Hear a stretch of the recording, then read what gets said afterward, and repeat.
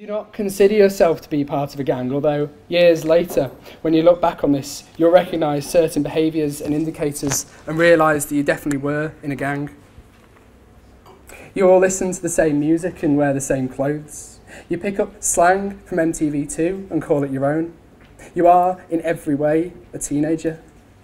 You're young and you haven't learned a thing. You do not know this. The group of you tread that fine, unspoken line between close-knit and a clique. Near your house is a post office, a vast repository of packages and letters that sits flat on an industrial wasteland next to a council estate. This is the council estate you were chased from by thin skinhead boys a few years ago, the one you still avoid. When you walk along the outskirts of it, you clutch your phone tight in your pocket and hope it doesn't go off. It's why you've only ever set it to vibrate. You've never heard its ringtone. This is something that happened to you. It's still happening now. Do you remember? You hear a rumour, this is before news was told to you any other way, that it will be emptied and demolished and some huge supermarket will take up the space it once occupied. Your walks that once avoided this place now take you closer and closer towards it. You watch bright red vans trudge away, not looking back. It is emptied. When you go past, you can tell. It's not just the constant darkness inside. It feels empty. It feels hollow. You take small steps, ever nearer, and when you finally reach the gates and look in, you can see huge spaces where things were stored. Small side rooms that once housed managers and security guards. You can see the dust that has settled on broken furniture. Do you remember seeing that? You've never been one to be wild and adventurous, but you want to break in. You and your friends head there one Thursday afternoon during the summer, and one of them smashes the side window with a rock. It startles you, and you laugh it off. When you climb in through the window, your friends have already done this, so when you climb in through the window, they've gone off and hidden. You can hear them scuttling about, scrabbling across dusty floors. You yelled something. Do you remember what you yelled? You're in a small booth, attached to a corridor. It was someone's office once. The desk and chair are still shoved against the concrete wall. A few notices and posters are stuck at intervals.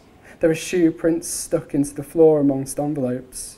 A coat hanger in the corner of the room still has a uniform hung up. No hat. You still wonder where the hat went. You can hear the sounds of your friends as they scuffle and run and hide amongst the ruins. The sounds they make are the sounds of children, still young and playful. You follow the sounds.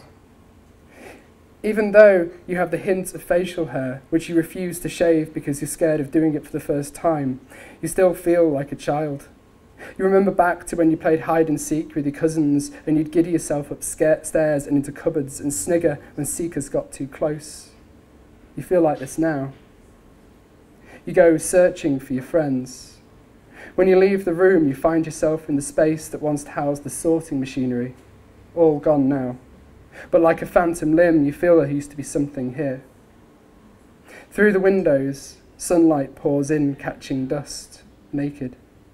You crunch over broken glass and dirt, measuring each step in an attempt to be as silent as you can.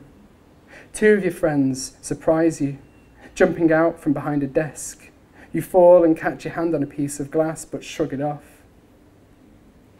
This is before you knew what pain really was, isn't it?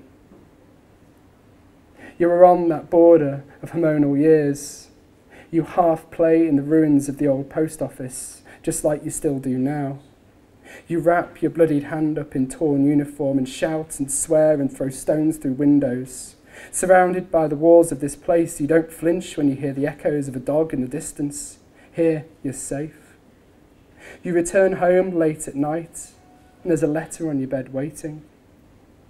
It's dated 2 weeks earlier. You're used to this. Your house sits on the border between two postcodes, an alphanumeric vacuum. Do you remember that? Feeling as though you didn't exist, as though you were missing out. You will never open the envelope. You have taken with you an old post office satchel, faded, brown, and though this is your only trophy from the day, you throw it out a week later, paranoid. You keep your memory of the day, though, in those moments where you scramble through the ruins, childlike.